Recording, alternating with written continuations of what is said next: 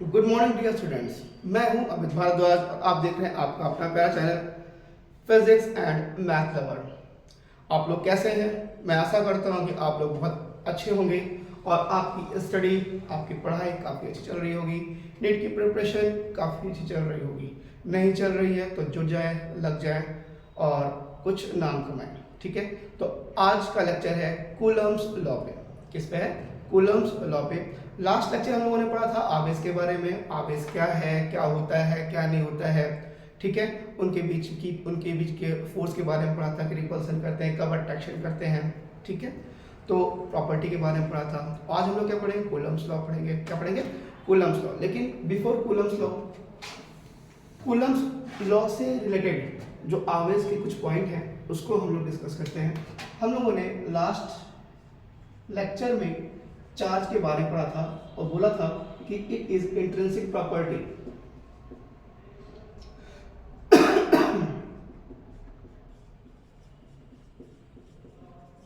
क्या बोला था मैंने? It is a intrinsic property. और चार्ज क्या होते हैं? दो प्रकार के होते हैं, एक तो पॉजिटिव चार्ज और एक क्या होता है? Negative charge. दो प्रकार के चार्ज होते हैं। ठीक है, पॉजिटिव चार्ज और नेगेटिव चार्ज। ठीक है, अगर लाइक चार्ज है तो वो एक दूसरे को करते हैं, रिपेल करते हैं। ये मैंने आपको बताया था, like charge that means plus plus और नेगेटिव नेगेटिव। क्या चीज? प्लस प्लस और नेगेटिव नेगेटिव। अगर से लाइक चार्ज है तो क्या करेंगे? एक दूसरे को रिपेल करेंगे। और अगर अनलाइक चार्ज है, एक पॉजिटिव है और एक नेगेटिव है, एक पॉजिटिव और एक क्या है? नेगेटिव है, तो they will attract to each other. They will attract to each other. तो इनके बीच में जो लगने वाला इंट्रैक्शन फोर्स है, एक तो अट्रैक्शन हो गया और एक रिपल्सन है। ठीक है, तो इन्हीं के बारे में हम लोग आज बात करेंगे कि इनके बीच लगने वाला जो इंट्रैक्शन फोर्स है या फिर इलेक्ट्रोस्टैटिक फोर्स है वो किन किन बातों पर डिपेंड करता है और किन किन बातों पर डिपेंड नहीं करता, क्या उनका फॉर्मूला होता है। ठीक है, तो आज हम लोग उसी चीज़ के बारे में बात करेंगे। किसके बारे में? इन चार्जों के बीच लगने वाले इलेक्ट्रोस्टैटिक फोर्स की बात करेंगे जो किस नियम पर आधारित है? कूलम्स के नियम पर आधारित है। ठीक है, तो आज हम लोग पढ़ेंगे Coulomb's law.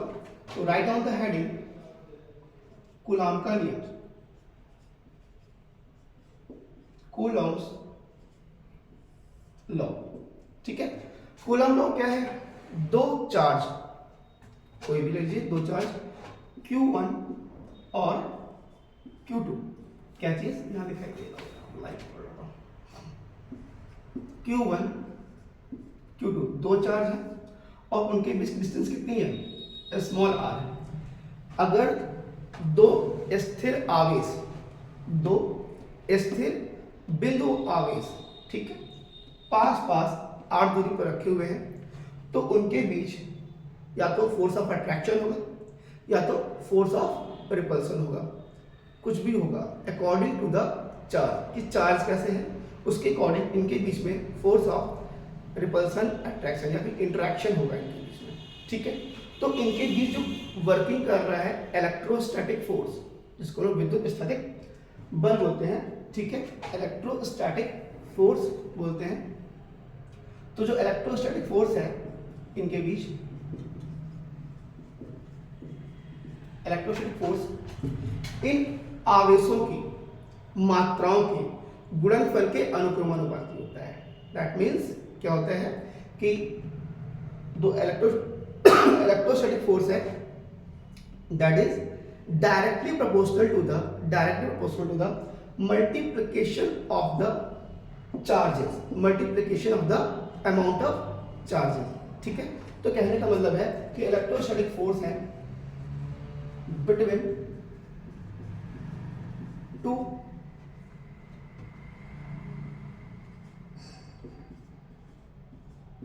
Point charges is directly proportional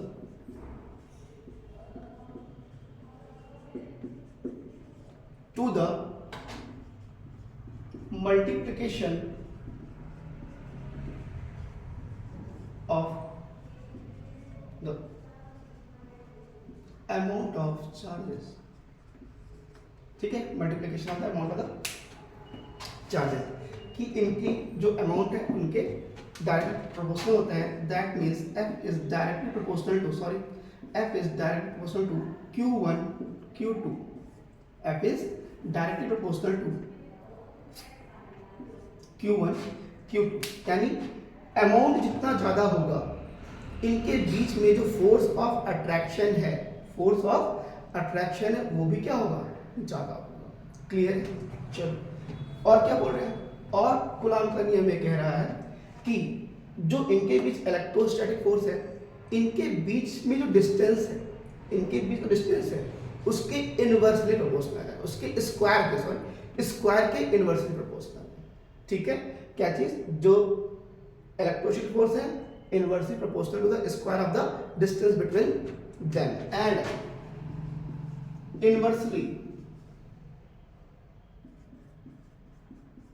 inversely proportional to the square of the distance between them। ठीक है, यानी f is directly proportional to 1 upon r square। ठीक है, तो क्या हुआ, क्या कूलॉम लॉ बोल रहे हैं, कूलॉम्स लॉ है कि दो आवेशों के बीच कार्य करने वाला, दो आवेशों के बीच कार्य करने वाला इलेक्ट्रोस्टैटिक फोर्स उन दो आवेशों के मात्राओं के गुणनफल तथा उनकी बीच की दूरी के वर्ग के व्युत्क्रमानुपाती होता है। और हाँ, दूसरी चीज, जो चार्ज है ये किस पे होने चाहिए, रेस्ट पे होने चाहिए। किस पे होने चाहिए, रेस्ट पे, मूव नहीं कर रहा है। ये कूलॉम्स लॉ किस पे है, स्थिर आवेशों पर। किस पे है, स्थिर आवेशों पे। तो आप ये भी देखते हैं कि दो स्थिर आवेशों के बीच कार्य करने वाला, क्या चीज, दो स्थिर आवेशों के बीच कार्य करने वाला आकर्षण अथवा प्रतिकर्षण बल उन दोनों आवेशों की मात्राओं के गुणनफल के अनुक्रमानुपाती तथा उनके बीच की दूरी के वर्ग के व्युत्क्रमानुपाती होता है। ठीक है, अगर इन्हीं रिलेशंस को कंबाइन करें from equation first and second, then we will get f is directly proportional to q1 q2 upon r square। अगर इन रिलेशंस को आप कंबाइन करेंगे तो you will get f is equal to f direct proportional to q1 q2 upon r square। और यहाँ पर हम एक प्रोपोर्शनैलिटी कांस्टेंट लगाएंगे, तो small k q1 q2 upon r square, f is equal to k q1 q2 upon r square. Clear है, यही क्या है आपका कूलॉम का नियम है। वेयर के क्या है, अगर हम के की बात करें तो वेयर के is proportionality constant, proportionality constant. Clear है, के क्या है, प्रोपोर्शनैलिटी कांस्टेंट। अब बात है के की, तो के क्या है, ये डिपेंड करता है, जो के है ये डिपेंड करता है इन दोनों के बीच के मीडियम पर, इन दोनों के बीच के मीडियम पर, which is dependent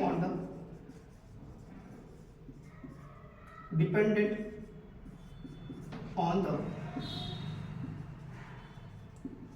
medium between the charges. क्या करते हैं, ये प्रोपोर्शनैलिटी कांस्टेंट के है, ये इन दोनों के बीच में उपस्थित मीडियम पे डिपेंड करता है। अगर हम बात करें फॉर एयर, किसकी बात करें, फॉर एयर, दैट मीन्स इन चार्जों के बीच में क्या हो, कोई मीडियम ना हो, स्पेस बिल्कुल फ्री स्पेस हो, या फिर एयर हो। एयर को हम फ्री स्पेस भी कह सकते हैं,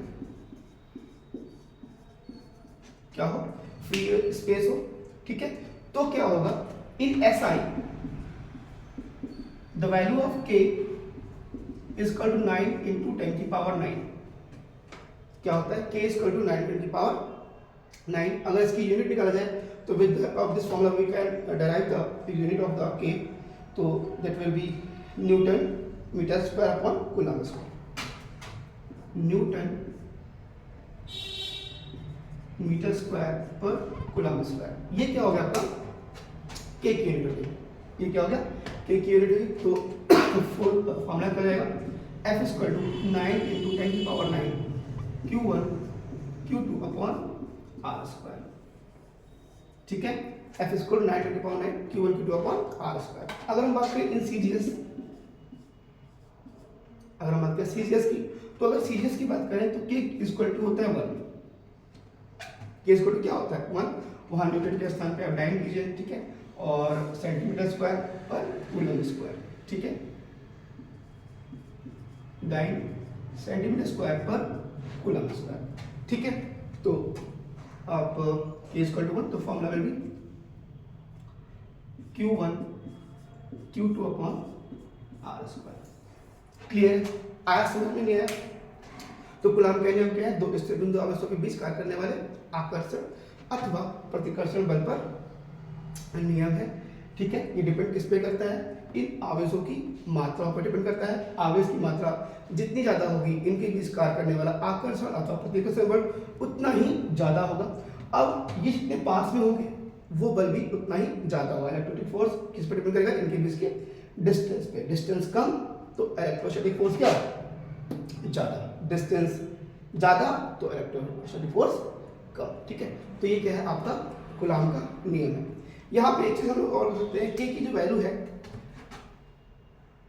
के की जो वैल्यू है उसको हम लोग 1/4 पाई एप्सिलॉन नॉट भी यूज करते हैं, जिसकी वैल्यू 9। इसको कैलकुलेट करेंगे तो ये मिलेगा 9 10 की पावर 9। क्या मिलेगा आपको 9 10 की पावर 9 मिलेगा। ठीक है, क्लियर है? तो के की वैल्यू क्या होती है 9 10 की पावर 9 होती है, जो कि किसके इक्वल होती है 1/4 पाई एप्सिलॉन नॉट के बराबर होता है। जो एप्सिलॉन क्या है, एप्सिलॉन नॉट क्या है, permittivity of the free space. तो यार एप्सिलॉन नॉट क्या है, epsilon not is the permittivity of the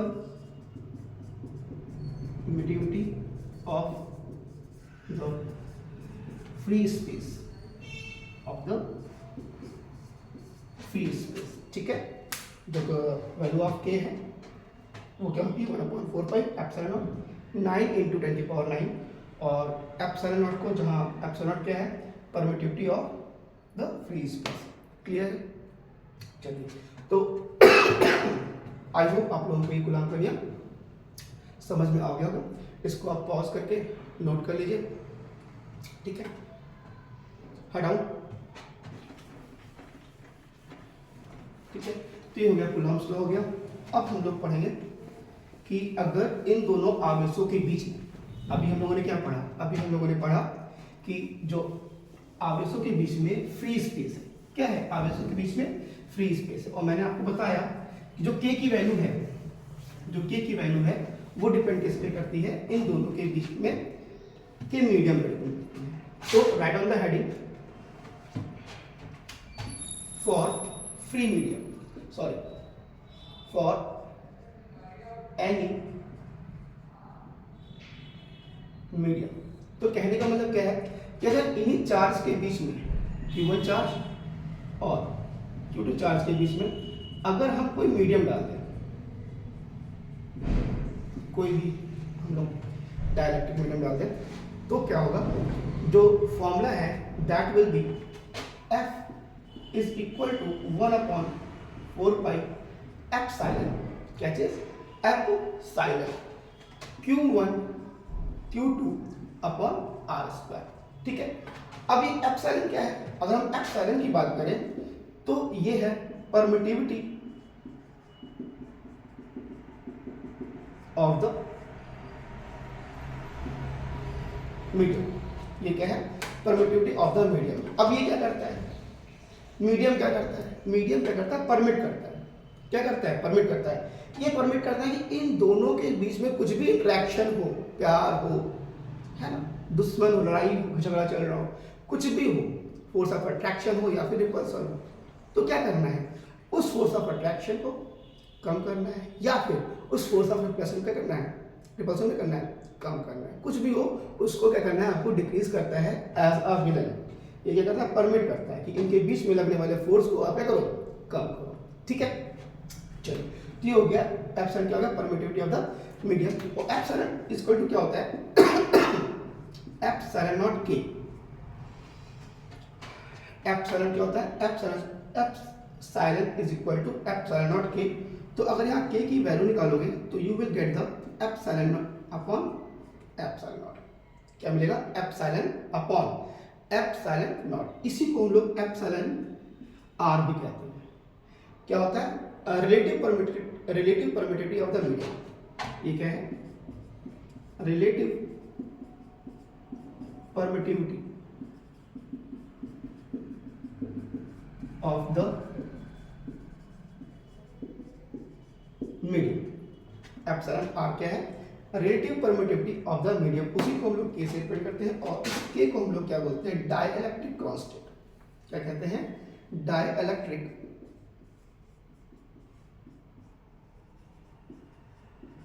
constant. के का मान क्या है? के को क्या बोलते हैं? Dielectric constant. और ये के क्या होता है? चेंज होता रहता है। के क्या होता है? चेंज होता रहता है। सबके लिए के का वैल्यू क्या है? अलग अलग है। डिपेंड किस पे करता है? एप्सिलॉन नॉट पर डिपेंड करता है। इसी को आप डाइइलेक्ट्रिक कांस्टेंट या फिर relative permittivity of the medium कह सकते हैं। क्लियर है?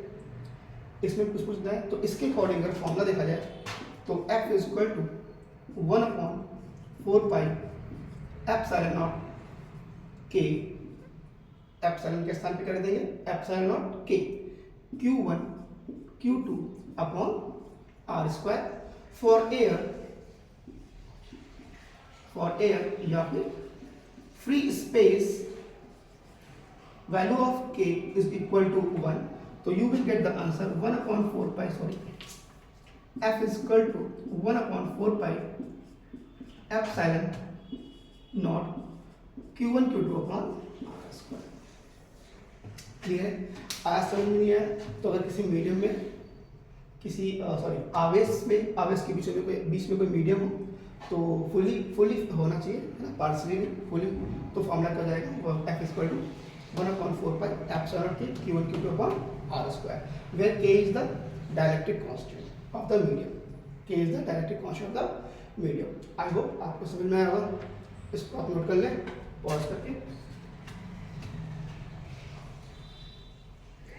हटा दो।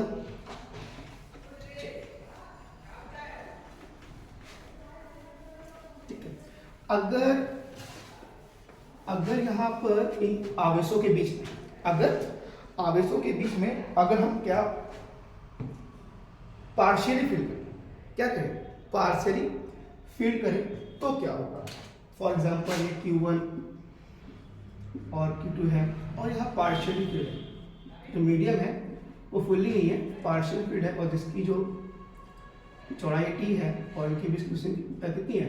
R है। ठीक है। तो फोर्स क्या होगा? तो फोर्स क्या हो जाएगा? If medium is partial field, ठीक है, तो क्या होगा?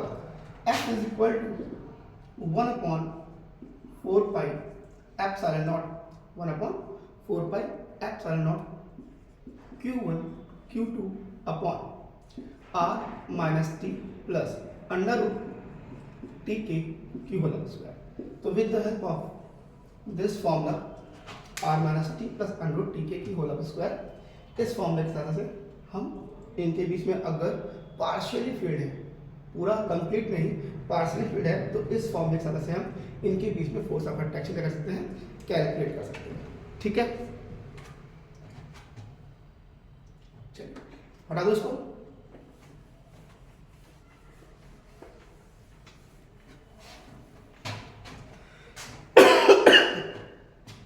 ये हो गया आपका।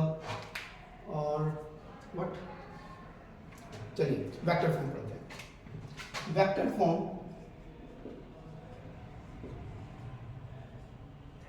फॉर्म ऑफ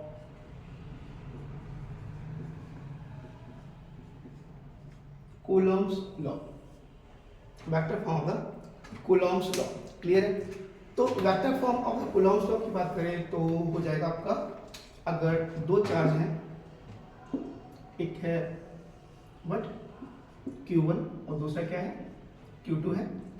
अब जो इस पर फोर्स लगा है Q1 पर, कौन लगा रहा है? Q2, उसको हम लोग क्या बोलेंगे? F12, force on 1 due to 2, ठीक है। और इस पर जो फोर्स रहेगा उसको हम बोलेंगे F21, force on 2 due to 1, ठीक है।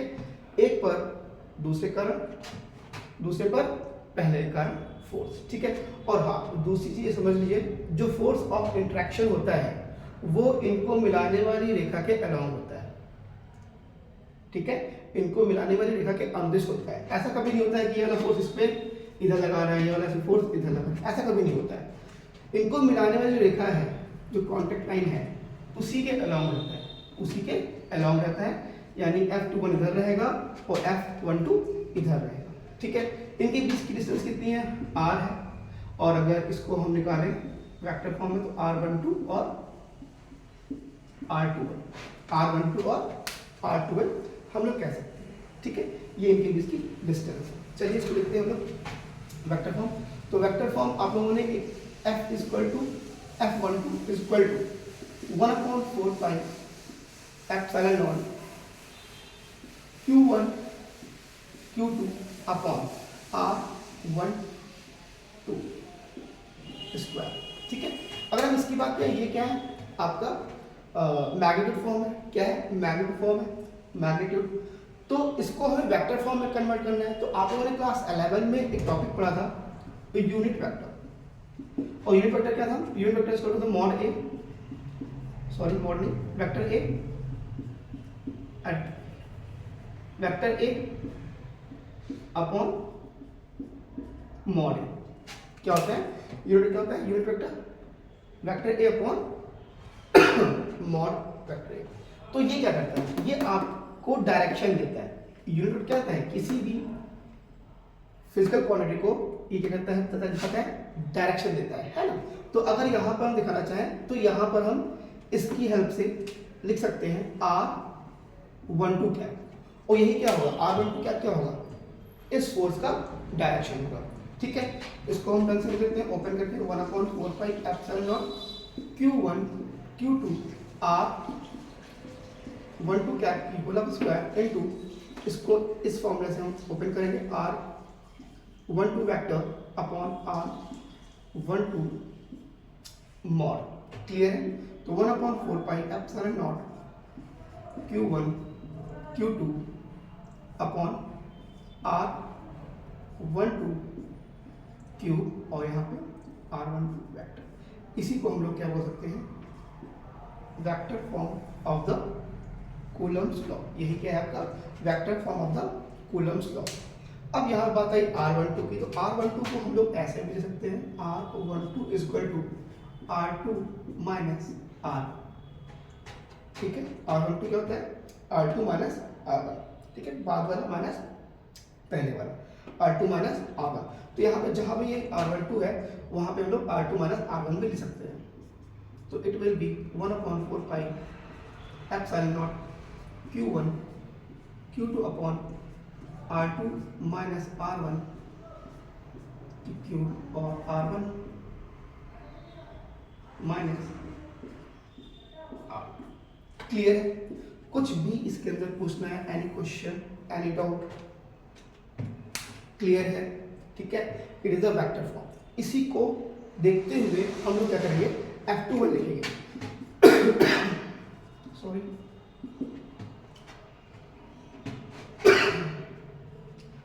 थोड़ी सी तबीयत खराब है, ठीक है, उसके लिए sorry, I am really very sorry. F21 कितना हो जाएगा तुम्हारा? 1/4 pi epsilon naught Q1 Q2 upon, यहाँ R2 माइनस R1 है तो R1 माइनस R2 कर देंगे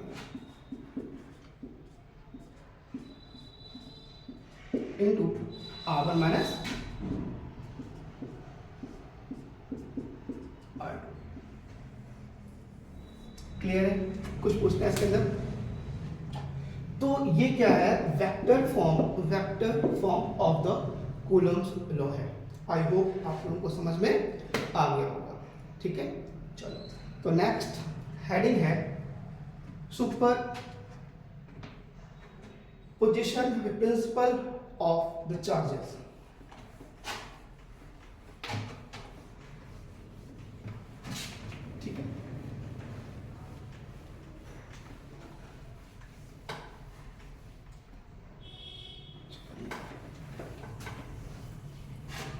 आप लोग रिवीजन करते रहे, नोट्स बनाते रहे, ठीक है।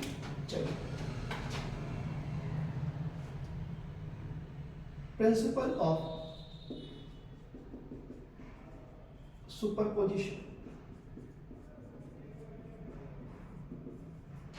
अध्यारोपण का सिद्धांत। क्या चीज?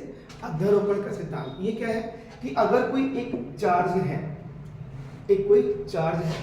और उस चार्ज पर अन्य चार्जों के कारण Q1, Q2, Q3, Q4, Qn, बहुत ढेर सारे, इन चार्जों के कारण इस पर जो फोर्स होगा, Q पर जो फोर्स होगा, वो फोर्स इन चार्जों के बीच लगने वाले अलग अलग फोर्सों के वेक्टर सम के बराबर होगा। क्या होगा? वेक्टर सम के, वेक्टर योग के बराबर होगा। यानी इनके बीच का वेक्टर फोर्स निकालो, ठीक है, और उनको क्या कर दो? सबको ऐड कर दो। दैट मीन्स अगर हम बात करें, इनको मिला दें, तो क्या जाएगा? F इक्वल टू जाएगा F12 या फिर F, इसको आप लोग 1 कर दो, इसको 2 कर दो, 2, 3, 4, 5, तो F12, F13, F14 dot dot F1n, अलग अलग जो इन पर लगने वाला फोर्स है उनके वेक्टर सम के योग के बराबर होता है। इसी को हम लोग क्या बोलते हैं? प्रिंसिपल ऑफ सुपरपोजिशन या फिर अध्यारोपण का सिद्धांत बोलते हैं, ठीक है। अगर इसको ओपन करके लिखो तो 1/4 pi epsilon naught Q1 Q2 upon R12 Q और R12 cap plus 1/4 pi epsilon naught Q1 Q3 upon R13 Q और R13 cap plus dot dot 1/4 pi epsilon naught Q1 Qn upon R1n की cube और R1n cap, ठीक है। तो यही क्या है आपका अध्यारोपण का सिद्धांत है कि अगर किसी एक आवेश पर अन्य आवेशों के कारण फोर्स निकालना है तो उनके अलग अलग फोर्सों का वेक्टर सम कर दीजिए। क्या कर दीजिए? वेक्टर सम कर दीजिए, तो इस पर लगने वाला जो फोर्स है वो हमें प्राप्त हो जाएगा। यही क्या है? प्रिंसिपल ऑफ सुपरपोजिशन या फिर अध्यारोपण का सिद्धांत है। क्लियर है? तो आई होप आज का लेक्चर आप लोगों को समझ में आ गया होगा, और समझ में आया होगा तो सब्सक्राइब जरूर करें, क्योंकि सब्सक्रिप्शन ही हमारा मोटिवेशन होता है, ठीक है। और नेक्स्ट लेक्चर में हम लोग क्या करेंगे? कूलॉम्स लॉ पर आधारित जितने भी सवाल हैं, जितने भी टाइप के सवाल इसमें आते हैं कूलॉम्स लॉ पे, उन सवालों पर हम लोग क्या करेंगे? डिस्कस करेंगे। तो नेक्स्ट लेक्चर विल बी किस पे रहेगा? न्यूमेरिकल पे रहेगा, on the basis of Coulomb's law. Thank you. मौज करें, मस्ती करें और साथ में पढ़ाई करते रहें। Thank you.